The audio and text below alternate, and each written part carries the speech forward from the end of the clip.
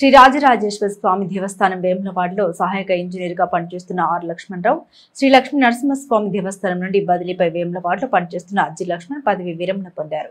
ఈ సందర్భంగా ఆలయ ఈవో రాధాబాయి పదవి విరమణ పొందిన ఉద్యోగులకు చిరు సత్కారం అందించారు. అనంతరం ఆలయ యూనియన్ ఆధ్వర్యంలో శాలువాతో సత్కరించి స్వామివారి చిత్రపటం మరియు ప్రసాదం అందించారు. ఈ కార్యక్రమంలో ఆలయ ఈవోతో పాటుగా యూనియన్ అధ్యక్షులు కూరగాయల శ్రీనివాస్, ఏఈఓలు, పర్యవేక్షకులు, ఈడీఈలు, ఏఈలు మరియు ఇతర సిబ్బంది పాల్గొన్నారు.